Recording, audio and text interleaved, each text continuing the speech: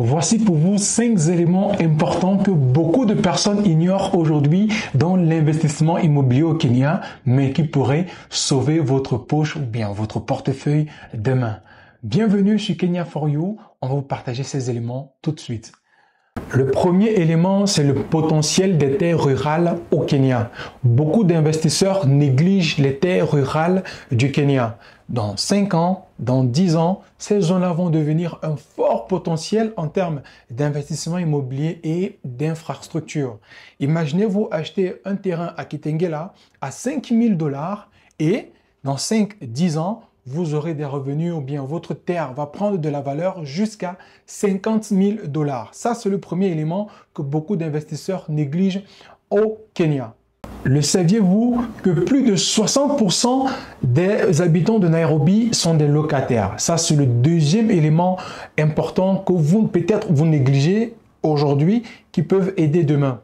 Des investisseurs avisés profitent de cette occasion, ont vu en ça une très bonne opportunité pour pouvoir investir dans les biens immobiliers, soit en construisant des biens immobiliers qu'ils vont revendre, soit en achetant des appartements qu'ils vont louer. Et là, ça leur permet bien sûr d'avoir des revenus supplémentaires uniquement dans la ville de Nairobi.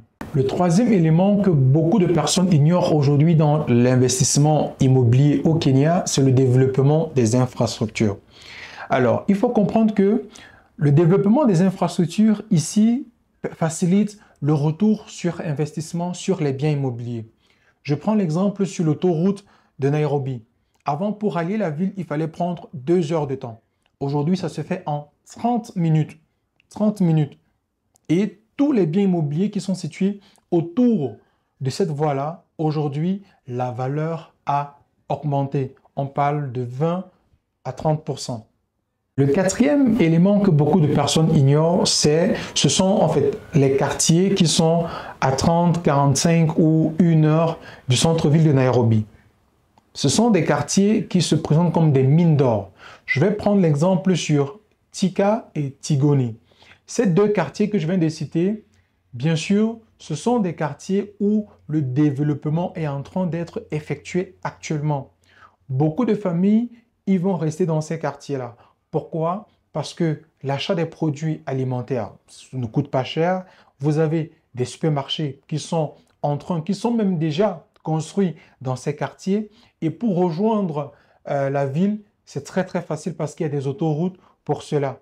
Mais beaucoup de personnes préfèrent se concentrer sur le centre-ville de Nairobi afin d'acheter un bien immobilier. Vous avez aussi des quartiers comme Thika et Tigoni où vous pourrez faire un très bon investissement et avoir un retour sur investissement très favorable. Avant d'aller sur le 5e point qui est le plus important et le plus capital, je vous suggère de nous contacter à l'adresse email qui va s'afficher au bas de l'écran pour avoir un accompagnement personnalisé afin que nous puissions vous aider à faire un très bon investissement immobilier ici au Kenya. Le 5e élément, c'est l'investissement stratégique. On ne vient pas au Kenya acheter un appartement parce qu'on a suivi aux infos que le marché de l'immobilier est en pleine croissance. Non, il faut savoir où acheter, comment acheter et avoir les données réelles du marché au Kenya. C'est l'investissement stratégique. Alors, c'est pour ça que moi, je vous suggère de nous contacter pour que nous puissions vous faciliter votre achat immobilier ici au Kenya.